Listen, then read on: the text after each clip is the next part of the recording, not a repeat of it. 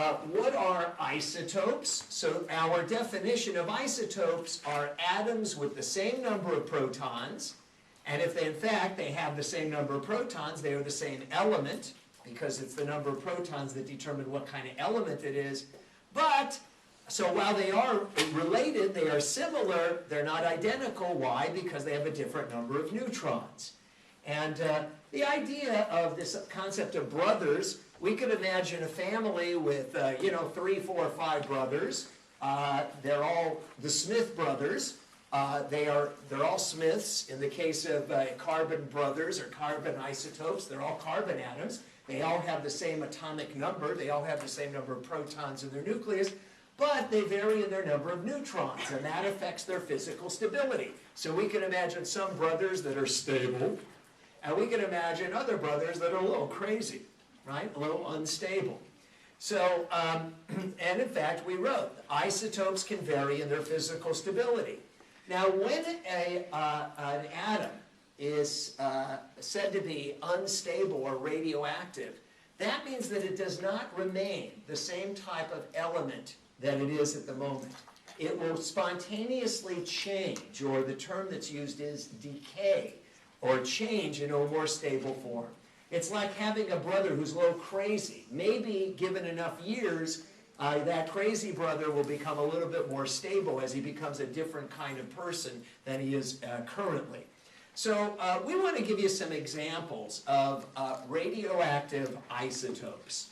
So in order to do that, first let's look at page C9. Page C9. And in the middle of page C9,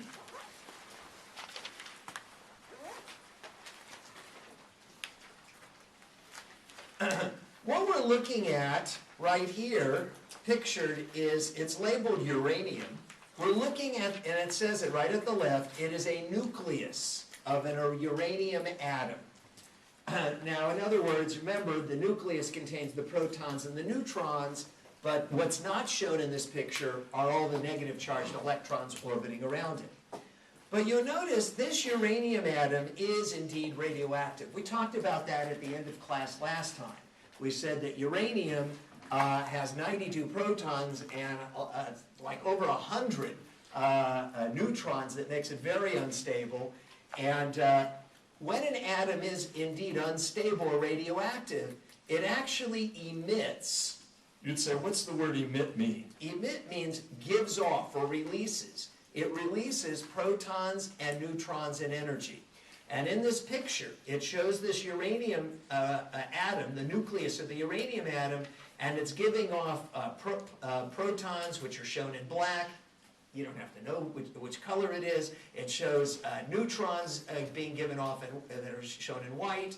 And these little kind of wavy arrows represent energy that's being given off. Anytime an atom gives off protons and neutrons and energy, that's called radioactivity. We say it's radioactive. So let's, now that we've got a sense of what a radioactive isotope does, incidentally you'll notice that the uranium atom, as it gives off protons and neutrons, it's obviously becoming a different kind of element. Because if it's giving off protons, that means it's changing what kind of element it is, because the number of protons determine what kind of element it is. And eventually, according to this chart, this diagram, what element does it eventually change into? Lead. So eventually uranium, radioactive uranium, turns into lead. Now to talk about this in a little bit more detail, let's look at on page C8, and I'm going to walk you through this page. So whatever I've written, don't worry about it. We'll give you plenty of time to write it. We're going to give you 3 examples of radioactive isotopes. 3 different examples of radioactive isotopes. So the first one that I've given you is the one that I've just been describing, uranium. Now, uranium has an atomic number of 92 and an atomic weight of 238. I'm certainly not asking you to memorize those. I am not. Just to show you how we would find this out, last class meeting, we looked at the periodic chart of the elements, and you might remember near the very end of the class, I was talking a little bit about these elements. We said the uranium is the biggest, heaviest of all the naturally occurring elements. And we said, in fact, all these elements that are bigger and heavier than uranium were man-made. Everybody remember that? And so we see that looking at this chart, and we could have looked at the alphabetical listing on the page C5 as well. So you can see the smaller number is always the atomic number, the number of protons. The larger number is the atomic weight. Why is the weight always the bigger number? Because that's the number of protons plus the number of neutrons. So we saw that if we take the atomic weight, which is 238, the number of protons plus neutrons, subtract the atomic number, that's the number of protons, that would tell us the number of neutrons that a typical average uranium atom has. So having 146 neutrons is way more than the number of protons, which makes it physically unstable or radioactive. All right, so all that I've done here on page C8 is we wrote uranium-238, and we wrote that it becomes lead. The symbol for lead is Pb. You do not need to know that. Plum bum is actually what it stands for. And just looking at the atomic number of uranium, the atomic number of uranium is 92. That's the number of protons. The atomic number of lead is 82. That's the number of protons that a lead atom has. So can everybody see immediately that if uranium changes into lead, it's given off at least 10 protons? Does everybody see that? All right. Now it also gives off neutrons. We saw how to determine the number of neutrons. We take the weight, which is the number of protons plus neutrons, and subtract the number, which is the number of protons. And so uranium has 146 neutrons. If uranium is changing into lead with an atomic weight of 207, so if the lead atom weighs 207, which is the number of protons plus neutrons, 82 is the atomic number, the number of protons. If we subtract it, then this lead atom has 125 neutrons.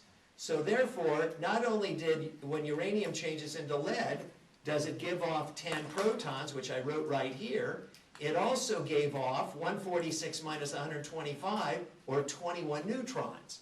Plus it gives off energy.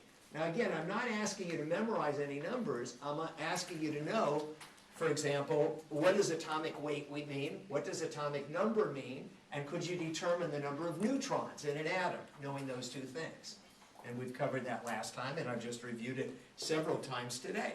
So this process of giving off these protons as it changes from uranium to lead, giving off neutrons, and giving off energy, that's called radioactivity. Now, we might ask, how long does it take for uranium-238 to change into lead? How long it takes for a radioactive isotope to change into something else is called its half-life.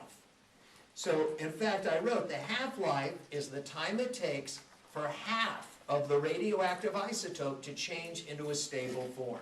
That's written there. Now the half-life for uranium, I wrote right here, is 4.5 billion years. So that takes 4.5 billion years for half the radioactive uranium to change into lead, which is no longer radioactive, it's stable. Now let's see if we follow this. Imagine if we had a pound of uranium-238 right now in front of us. So it would, after 4.5 billion years, half of that uranium would have changed into lead. So after 4.5 billion years, we'd have a half a pound of lead and a half a pound of uranium-238. After another 4.5 billion years, many of us might have thought that all of the uranium would have changed to lead, but that's not the way it works. By half-life, we mean that every half-life, or every 4.5 billion years in this case, we have half as much as we previously did. So, if we started with 1 pound, after 4.5 billion years, we have a half a pound. After another 4.5 billion years, we have half of a half, which is a quarter of a pound. After another 4.5 billion years, how much would we have? An eighth of a pound. Every 4.5 billion years, or every half-life, we have half as much as we did. So while it is still headed towards zero, and all of it eventually will be turned into lead, it's going to take a lot longer than we would have thought. We would have thought, if you heard the term half-life, you might have thought that at 4.5 billion years we went from 1 pound to half, and another 4.5 billion years, all of it would have changed to lead. But that's not the way half-lives work. This concept, that where we can actually predict this rate of change for radioactive isotopes, is really the entire basis of how we can use radioactive isotopes for what's known as radioactive dating of how old things are. Because they change, these radioactive isotopes change at a predictable rate. And based on studies by physicists and chemists and geologists, there's nothing that we know that can change or alter this rate of change, this radioactive decay. So they always follow a predictable pattern. Now, as far as uranium-238, so what do we use it for? Who cares? So one of the uses of uranium-238 is to create nuclear weapons. All right, that's the starting point. So if you're following what's been going on in Iran, that's what they've been trying to do, is to basically get purified uranium-238. It's got to be very pure to be used as a radioactive weapon, nuclear weapon. Now, we have said that everything that science and technology has ever developed has been used for both good and bad purposes. Radioactive uranium-238 can also be used as a source of electrical energy. And so that's in fact what they use as the fuel, the nuclear fuel for a nuclear electrical generating plant.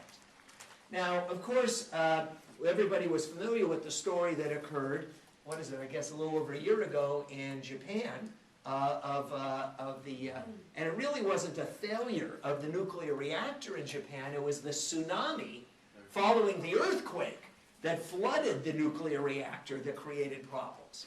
All right, but the nuclear reactor was working fine. It was the, you have an earthquake, you have a tsunami, you're going to have a lot more than just problems with nuclear reactors, all kinds of problems. But obviously there's been a concern in the United States about using nuclear power to generate our electricity. Now, in fact, if you've ever driven, we have talked about this before, if you've ever driven from LA down to San Diego, you'll go right past the San Onofre nuclear generating plant. These are like a couple of big domed structures located right by the ocean where they have been generating electricity. I don't know if they're currently generating electricity or not. Sometimes it's on, sometimes it's off. And one of the concerns, of course, being in California is we've got fault lines and we've got potential earthquakes here. Does anybody know which country uses nuclear power as their primary source of generating electricity? It is not Russia.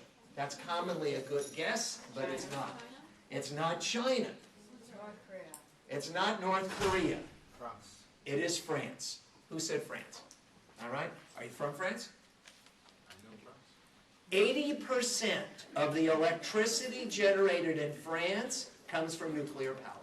So sometimes we kind of think, we're worried about nuclear power, and we're thinking, yeah, the Europeans would never use it. It must be some evil, people said North Korea, they said everything, Russia. So, no, in fact, Europe uses nuclear power much more than we do. And I happen to be personally an advocate of the use of nuclear power. You'd say, well, isn't it dangerous? Everything is dangerous. But of course, right now, the major fuel that we use for power, for everything, for electricity and for our cars is gasoline, which comes from oil. I don't think I have to belabor the point of the price of gasoline right now, as it's approaching $5 a gallon, and that it's a economic football and political football because of where it comes from on this planet.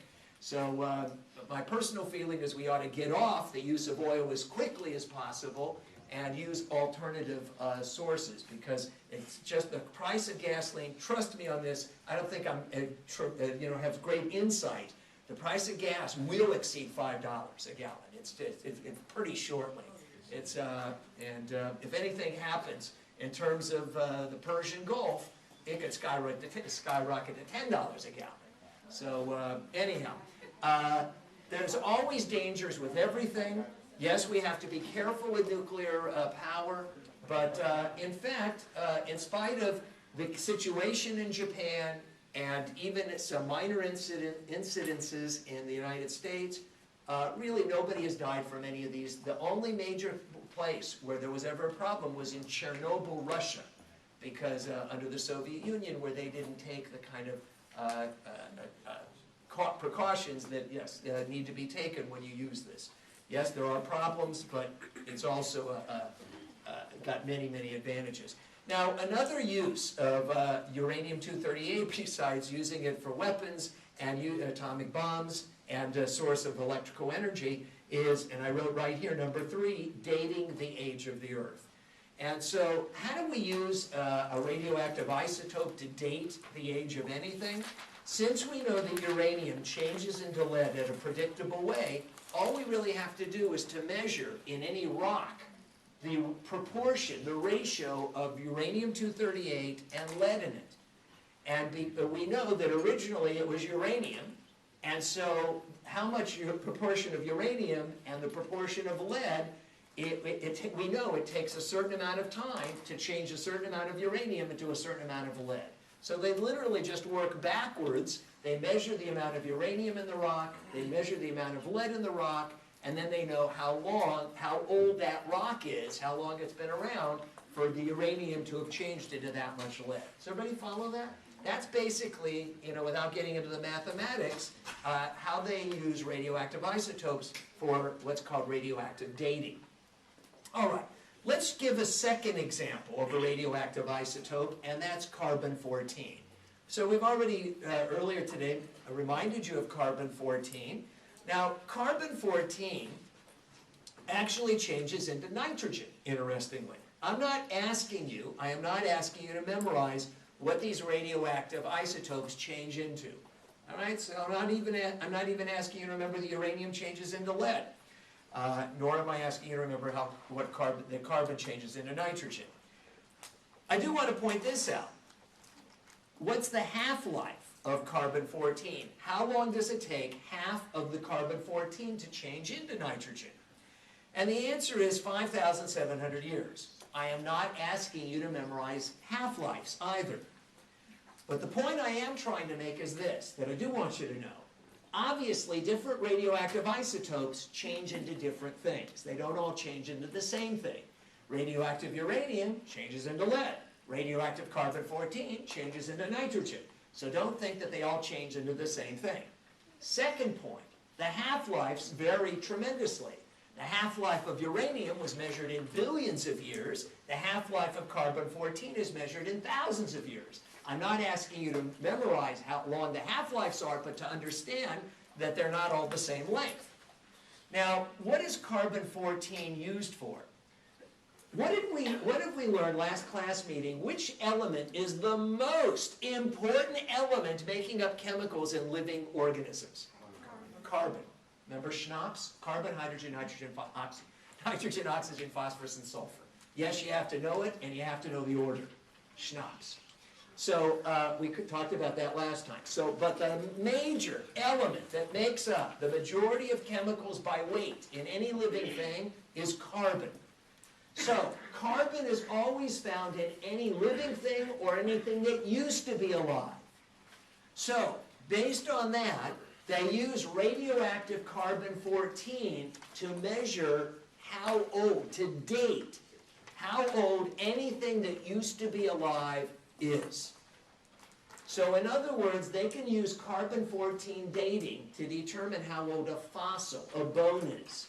Because a bone was from a living thing. There's carbon atoms in any part of any living thing, even after it's now died. All they have to do, again, just like in dating the age of the Earth, is measure, in this case, the relative proportion of carbon-14 to nitrogen in that fossil, and based upon the relative amounts, they work backwards to determine how old it is, how many years have gone by for a certain amount of carbon-14 to have changed into a certain amount of nitrogen. Incidentally, in case anybody is wondering, do they talk about radioactive dating in the textbook? The answer is yes. So if you don't understand what I'm talking about, I would strongly urge you to read chapter 2 of the textbook to understand chemistry. So now we can use carbon-14 to not only date how old a fossil, a bone is, we could use it to date an ancient piece of petrified wood that came from a tree.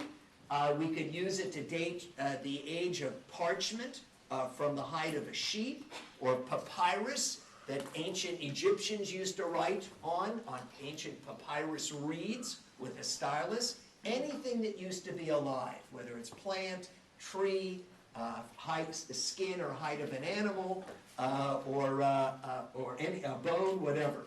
Let me ask you this. What if we found a gold ring in an archaeological dig, right? We're at an archaeological site and they find a gold ring. Could we use carbon-14 dating to date how old that gold ring is? No, it's made out of gold. Carbon-14 dating only works in something that contains carbon. We've said anything that used to be alive has carbon in it. A gold ring is made out of gold. There's no carbon in it. You can't use carbon-14 dating for dating how old a gold ring is. Now, I want to give you a third example. A third example. In this case, it's iodine 131. Now, what is iodine 131? This is a radioactive isotope. First, let me just point out that most iodine is stable. It's not radioactive. Just like most carbon is stable. Most of the carbon atoms in your body are not radioactive. They are carbon-12. But there's a small amount of carbon-14 that is radioactive. If you've ever put iodine on a cut, you were not putting radioactive iodine on your cut, because most iodine atoms are stable. All iodine atoms have an atomic number of 53, and the atomic number tells us what? The number of protons. You'd say, well, do we have to know what atomic number means? Absolutely. All right? You don't have to memorize a number, you have to know what atomic number means. So all iodine atoms have an atomic number of 53. They all have 53 protons, but they vary in their weight because they vary in their number of neutrons. Most iodine atoms are 127, but iodine 131 has extra neutrons that makes this type of iodine, this isotope of iodine, unstable, or a radioactive isotope. Now, it gives off particles and energy, and actually turns into an element called xenon. I'm not asking you to know that. Again, notice, different radioactive isotopes change into different things. Also notice the half-life. The half-life of radioactive iodine 131 is 3 days. So we see that these half-lives can vary from billions of years to thousands of years to just days, or even fractions of a second. Some of them have very short half-lives. Now, I want to tell you more about iodine 131. We're going to see that it's used as a radioactive tracer. And again, this is covered in your textbook in Chapter 2. But before we do, let's tell you a little bit more about the biological importance of iodine. Why is iodine important biologically? So, I think we all know we have a thyroid gland in the lower part of our neck. We have a thyroid gland. It's actually just below where your Adam's apple or larynx is sticking out. It's a little bit below it. Now, so I wrote it's in your neck. The thyroid gland produces a hormone called thyroxine, the thyroid hormone. Most of us have heard of that. What does the thyroxine hormone do? It increases metabolic rate. What's metabolic? Or metabolism. Have we ever learned that word? Yes, it was page A3. The word if you don't believe me, check it. Okay? Characteristic, the second characteristic of life. Metabolic or metabolism means biochemical. So, thyroxine is a hormone that affects the rate of biochemical reactions in you and in other living animals. So it affects biochemical rate or metabolic rate. We mentioned before, some people may say, I think I got a fast metabolism, or I got a slow metabolism. Whether they're right or not, they're making a comment about at least what their perceived speed of the biochemical reactions are in their body. Now, in order for this thyroid gland to make this thyroxine hormone actually contains iodine.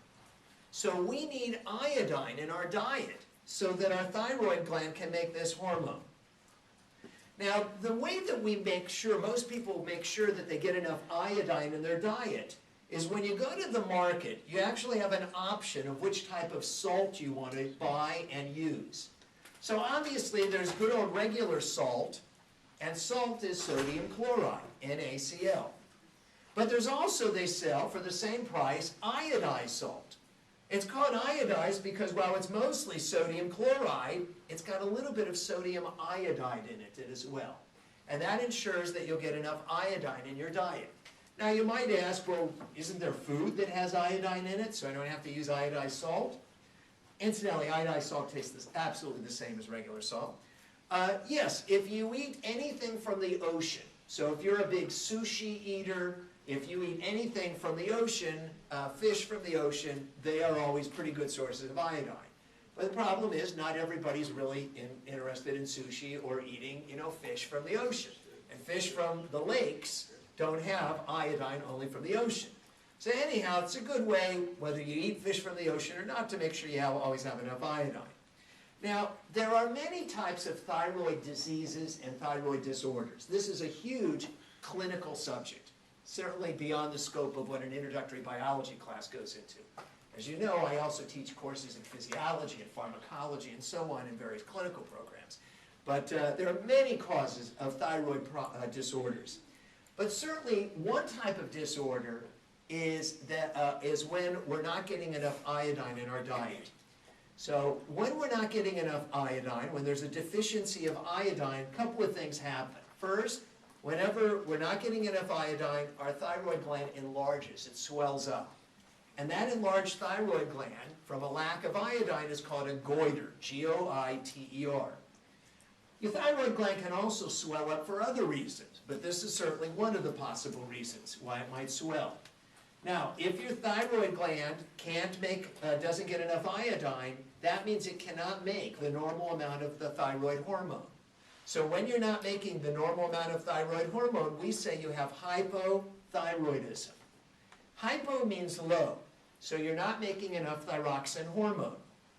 If the amount of thyroxine hormone you make is less than normal, how does that affect your metabolic rate? It slows it down. Since thyroxine, we said, speeds up your metabolic rate.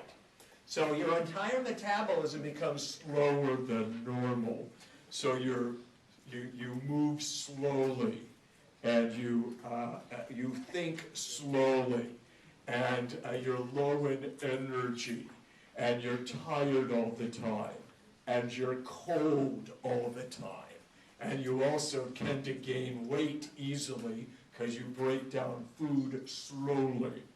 So a lot of people in the class right now are thinking, my God, I've got hypothyroidism because I'm always low in energy, I'm tired all the time, and I'm gaining weight. Now, in fact, if those are symptoms, the doctors would indeed check your thyroxine hormone level and also could check your iodine levels. It may not be that the reason why you're tired all the time is because of being low in thyroxine. It could be due to many things. You could be anemic. You could have a low red blood cell count, which could be, in fact, due to not enough iron in your diet. So the body is complicated. If it wasn't complicated, people wouldn't have to go to school for so many years to learn with taking all these biology and biochemistry and anatomy and physiology and pathology and pharmacology courses to master the complexity of the human body. But it's certainly possible that if you were indeed low in energy and tired all the time and cold all the time and gaining weight, then this certainly could be one reason why you might have those symptoms. Incidentally, the opposite of this, hyperthyroidism, hyper means high. And therefore, it means the thyroid gland is over-secreting thyroxine, so your whole metabolic rate is faster than normal. So in fact, the person's heart rate would be faster than normal, their blood pressure would be higher than normal, and they're jittery all the time, and no matter how much they eat, they lose weight because they just break down the food for energy very rapidly. Now, our first thought is, yeah, that's what I want to have, is I want to have hyperthyroidism. You would be high in energy, you would lose weight, you'd be warm all the time instead of being cold all the time, but the doctors don't want you to be either hypothyroid or hyperthyroid. They want your thyroid levels to be normal. They want your metabolic rate to be normal. Because if either one of these is equally bad, you'd say, what would be bad about, having, more energy and, breaking down food faster? So let me answer this question in the following way. Thyroxine is one hormone that affects metabolic rate. There's another hormone that affects metabolic rate, the rate of biochemical reactions. It's called testosterone, the male sex hormone. All right, so because guys produce a male sex hormone called testosterone and women don't, so how does the metabolic rate of a guy compare to a woman? It's faster. The metabolism of the guy is faster. His heart rate tends to be a little bit faster. He runs faster. He breaks down food at a faster rate. So guys can eat more calories of food every day. So you'd say, yeah, that's what I mean. I want that. That would be good. There's a cost to this. The average guy lives 7 years less than the average female because of that faster metabolism. Now, if you're thinking, I don't care, it's worth it. It's worth it to be thinner and have more energy and be warmer and simply not live as long, okay, then go for it. But most doctors don't want to go and give you anything that would make you live shorter lifespans than you're supposed to live. So that would be malpractice. So there's cost to having this faster metabolism that guys have. And if somebody had hyperthyroidism, it would also shorten their lives. So it's not a good thing. I have a question. Yep. So, like, for example, when somebody has a sex change and they have... I don't want to get on that right now. Let's stay focused. So see me after class. All right? It's not that I want to be interested, but I want to stay focused on chemistry. All right, so now, why did I talk about thyroid gland? You'd say, how did I get onto that? I was talking about iodine. Now let's come back to radioactive iodine. Radioactive iodine, and I wrote under uses, is that it's used to evaluate your thyroid gland in medicine. And you'd say, what do you mean? So here, I want to raise a very interesting question. We say that iodine is used by your thyroid gland, which it is. And we know that certain other nutrients are used by your brain, and other nutrients are used by your liver, and other nutrients in your food are used by your kidneys. How do they know which organs use which types of nutrients? So one of the ways they figure this out about how our body works and how the different organs work is using a radioactive form of that nutrient. Because in a sense, if they use a radioactive form of that nutrient, they can see, as it were, where it goes in your body. For example, let's imagine that I had a little cup of radioactive iodine. Now remember, radioactive iodine is actually pretty safe to give because it has a half-life of 3 days. Every 3 days you have half as much, and they're not going to give very much. It's not like your radioactive uranium, which has a half-life of 4.5 billion years, where you're radioactive for a long, long time. So they just, imagine we give somebody a tiny, tiny amount. So they swallow it. Cheers. All right, now, I think most of you heard of something called a Geiger Counter, a device that is used to detect radioactivity. So we're going to show you a video in a moment. So they would initially run this Geiger counter around the body, and initially all the radioactivity they detect is in somebody's tummy, where they just swallowed this radioactive iodine. And then it's going to start, the radioactivity is going to start to spread everywhere in the body as this iodine is absorbed into their bloodstream and starts to be carried everywhere. But what we would find within a matter of an hour or so is that all the radioactivity should eventually accumulate right here. Because there's only one organ in your body that actually uses and needs iodine, and that's the thyroid gland. So using radioactive iodine, they can, in a sense, watch where it goes in the body by simply monitoring where does the radioactivity eventually accumulate. Does everybody follow that? So we've given you a video of this. Now, in fact, he actually was, for medical reasons, was given radioactive iodine to take. Just to show you the difference between somebody's hot and somebody that's not. If I press it to count,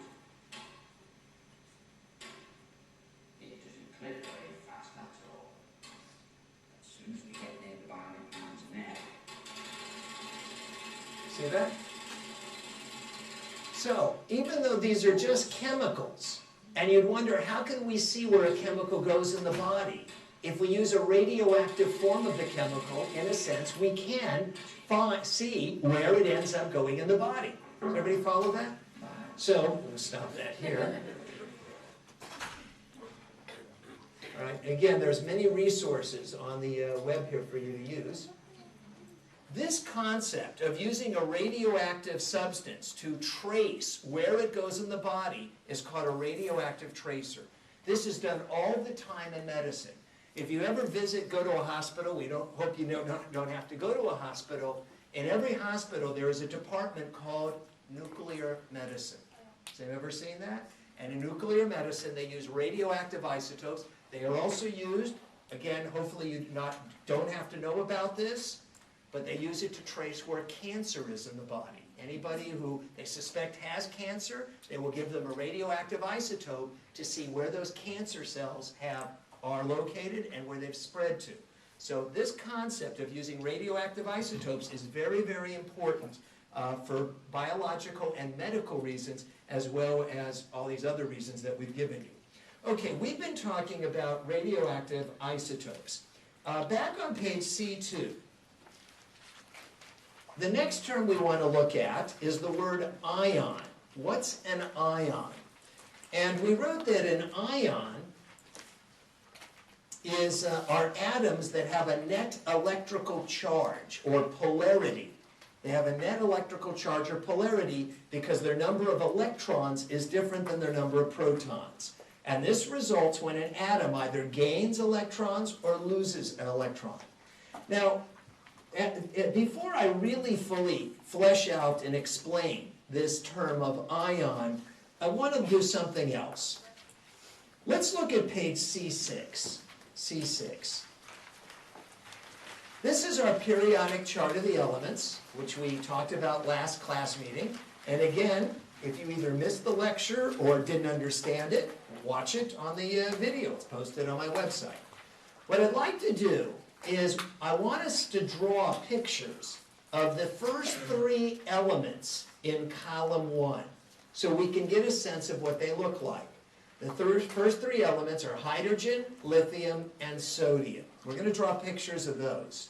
And where we're going to draw them is on page C10. C10. So this is page C10.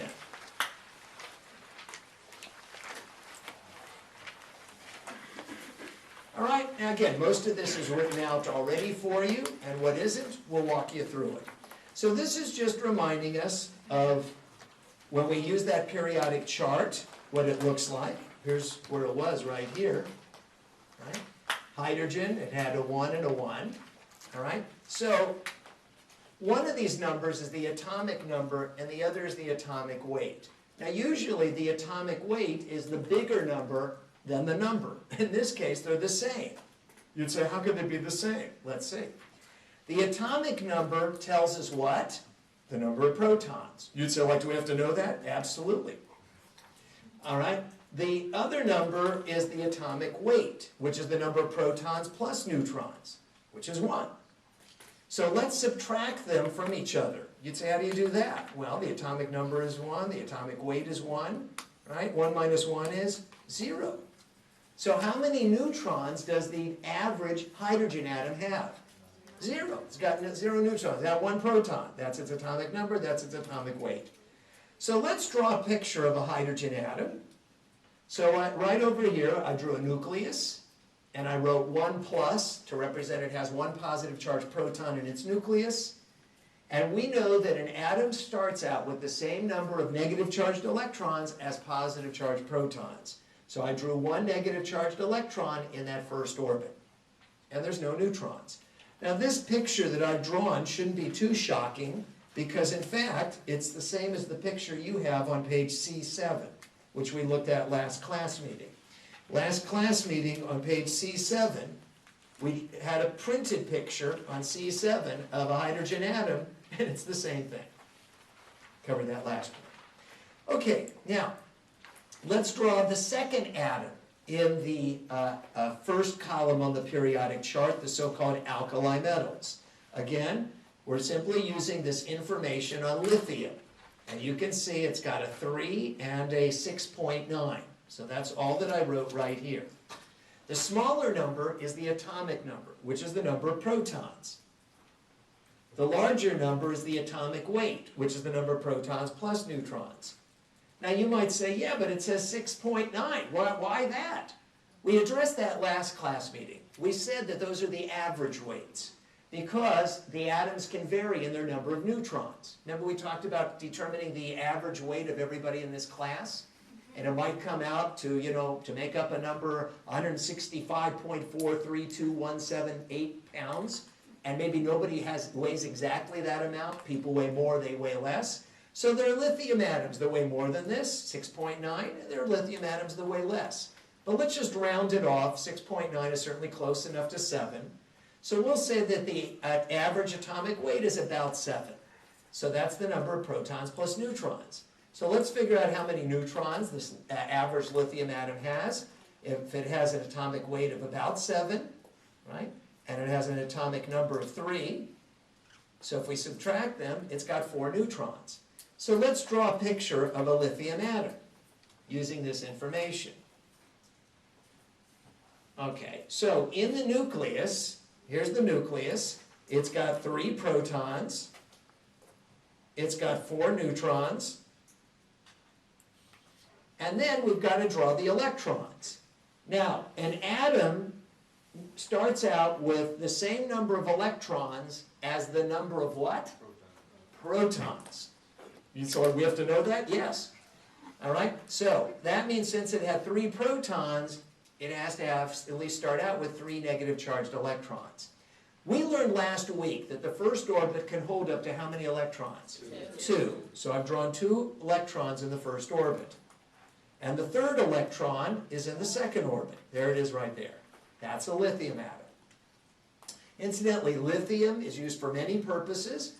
It's commonly used in batteries. I'm sure you've seen lithium batteries. They're pretty expensive, but they work pretty well. And lithium is also used in medicine. Some of you may have heard that people who have manic depression or bipolar disorder take lithium. So it's used for lots of different purposes, these elements. All right, that's a lithium. Now let's draw the third element in this, in column 1 on the periodic chart.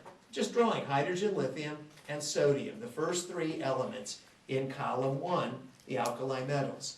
So here is the information on sodium.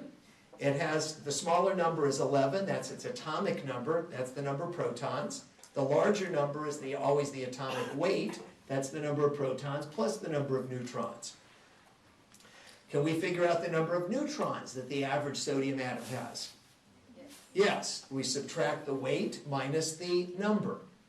And so if it has a total weight of 23, which is the number of protons plus neutrons, and we subtract the number, which is the number of protons, then the difference is the number of neutrons, which is 12.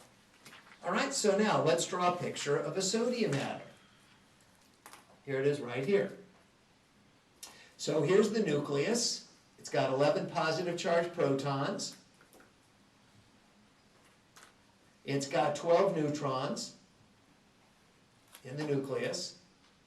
And then we've got to draw the negative charged electrons. And an atom starts out with the same number of electrons as the number of protons. Okay? So we've got to draw a total of 11. The first orbit could hold up to how many? 2.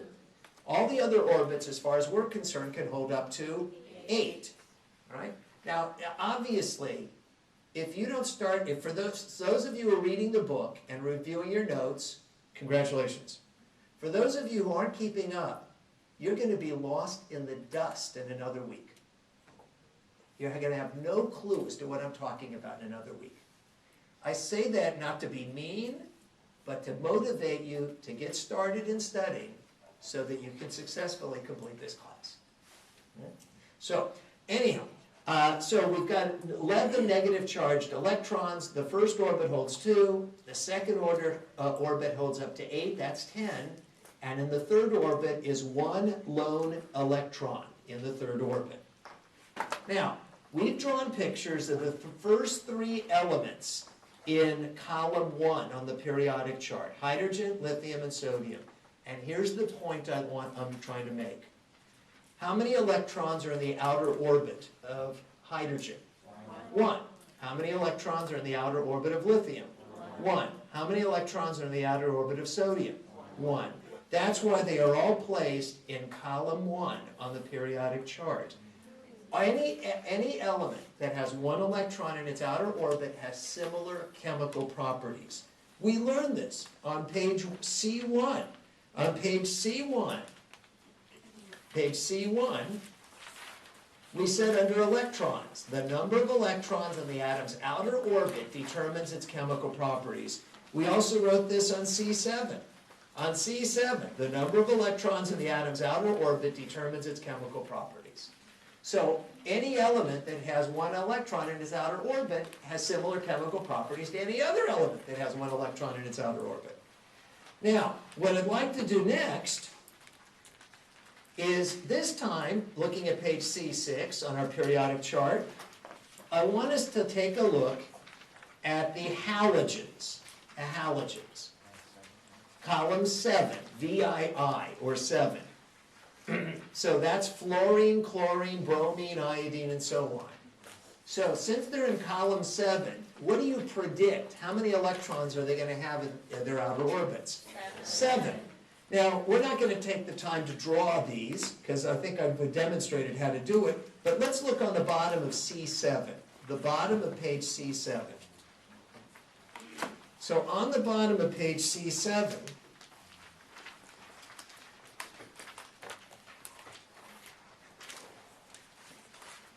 this actually says that it's the atomic structure of fluorine, chlorine, bromine, and iodine.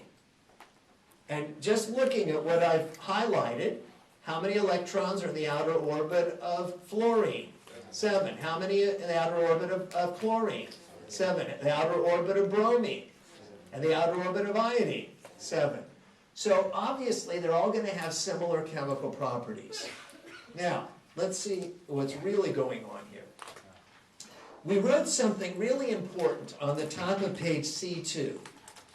On the top of page C2, we wrote, page C2, with stars, asterisks. Atoms tend to give up or take on electrons. So they either tend to give away electrons or they tend to take electrons so that their outermost orbit is filled to capacity. Atoms want their outermost orbit complete. And so there are atoms that are givers, they give away electrons, they're called metals, and we have atoms that are takers, they take electrons. Now there is one group of elements we learned last week that don't give or take. They're called the noble gases. Let's show you the noble gases by looking at page.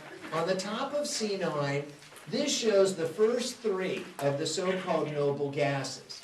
The noble gases on the periodic chart were these guys right here on the periodic chart: helium, neon, argon, krypton, xenon. Remember these?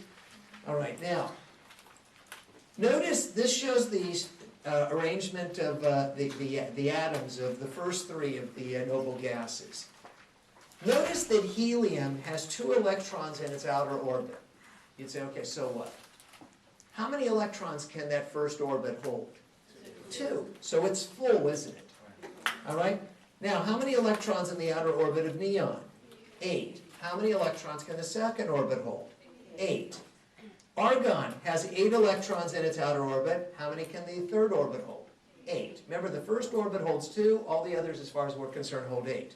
So can everybody see that this outer orbit is full? This outer orbit is full. This outer orbit is full. So they don't need any more electrons, so they're not going to take, and they're sure as hell not going to give any away, because they're happy just the way they are. So the noble gases, which I mentioned, like the nobility, they already have everything that they need. It's everybody else who's either giving away electrons or taking so they can get where they want to be, but these guys don't tend to combine or react with anybody else. Well, now we've explained why.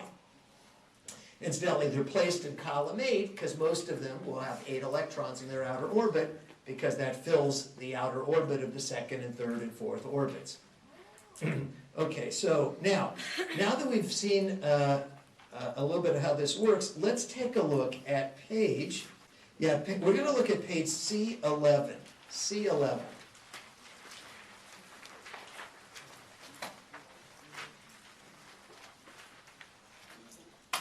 This is page C11. Now what we're looking at on page C11 is we're looking at a sodium atom, Na, and we're looking at a chlorine atom, Cl. Right, you can see it. All right, so just focusing on the sodium, we've already drawn a picture of the sodium atom. We know that it's got 11 positive charged protons in its nucleus. You certainly do not need to memorize that. Do not. And it starts out with 11 negative charged electrons orbiting around it. Let's again remind ourselves, how are these negative charged electrons orbiting? The first orbit can hold up to how many? 2. All the other orbits can hold up to 8. So it's got 2 in the first orbit, 8 in the second, that's 10. It needs a total of 11. Shown shaded in black, that is the one lone electron in the outer orbit. Now, atoms want their outer orbit filled to capacity. We just said that. We read that on the top of C2. Sodium has a problem. It's got a choice.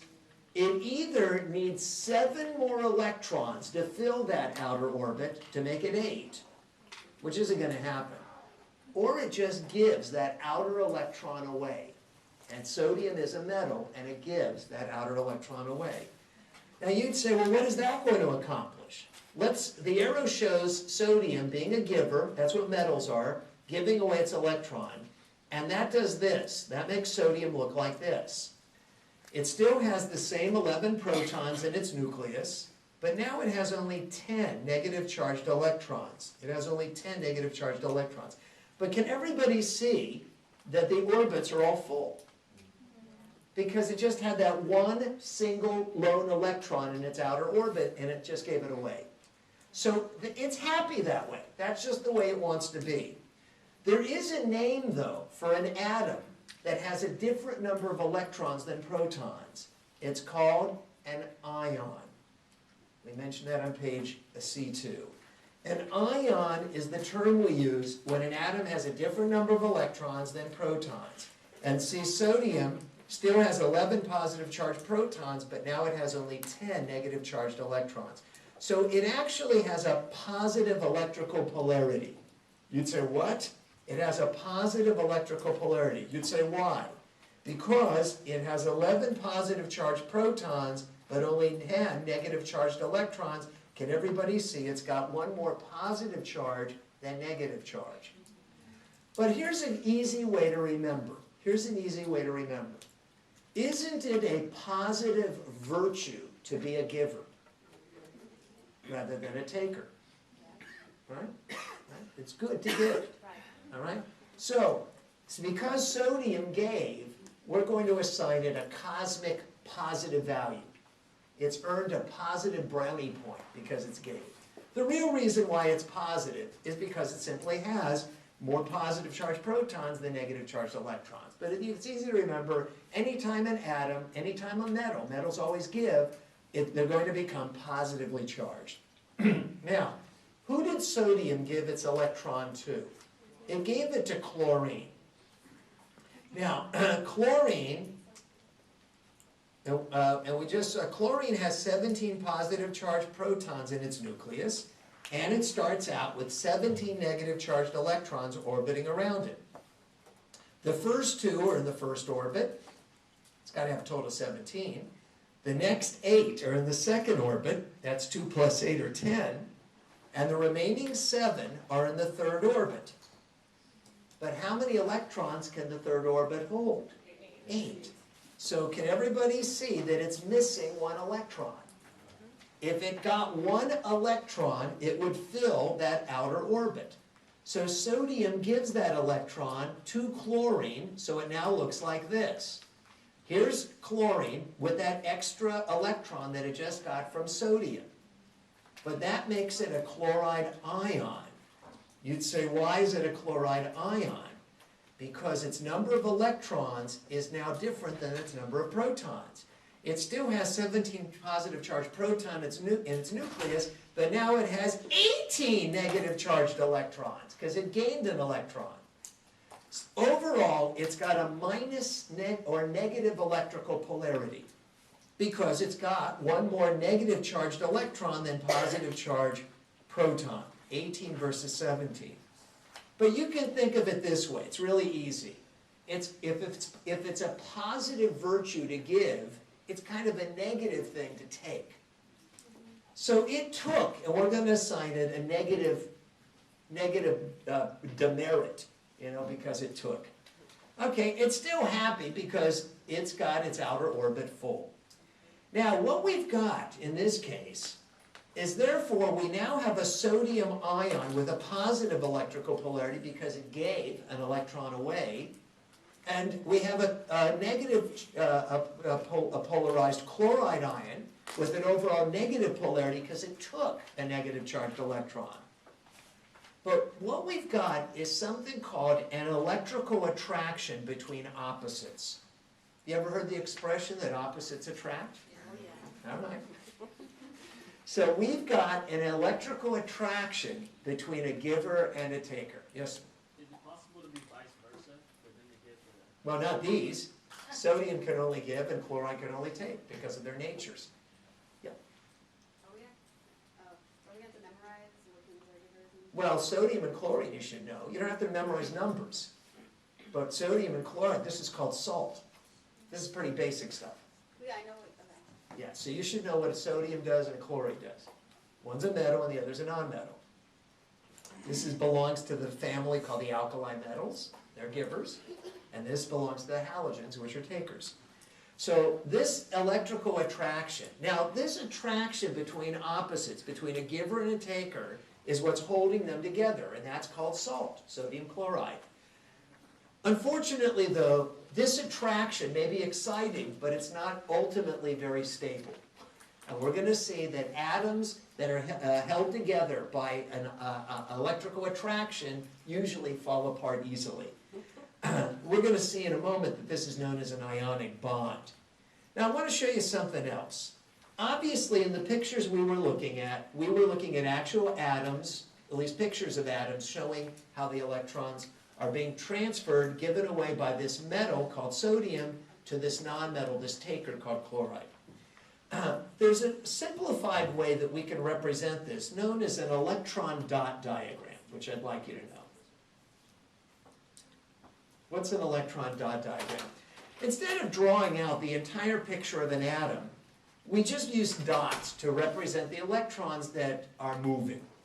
So we write Na for sodium. Remember, there were a total of about 14 abbreviations or symbols we wanted you to know. We learned them last time. Schnapps, carbon, hydrogen, nitrogen, oxygen, phosphorus, and sulfur, what those were. Then we gave you about 6, 7 others. All right, so you need to know Na is sodium. You need to know Cl is chlorine. Now, how many electrons are in the outer orbit of sodium? Just one. See that I put one dot? Remember, it just starts out with one lone electron in its outer orbit. How many electrons were in the outer orbit of chlorine? 7. So I drew 7 dots here. Does everybody see the 7? Right? There's 7. 2, 4, 6, 7. Now, this is just looking at the dot diagram, we can pretty much see what's going to happen. Any atom with just one lousy electron in its outer orbit, when it really needs 7 to fill it, is just going to give it away. Any atom that's already got 7 and it only needs 1 more electron is going to be a taker. So we draw an arrow to show how sodium is going to give its electron to chlorine. By giving this negative charged electron to chlorine, it makes chlorine become negatively polarized, or become a chloride ion. Or you could just think it's being a taker. It's taking, and that's kind of negative. Sodium becomes positively charged.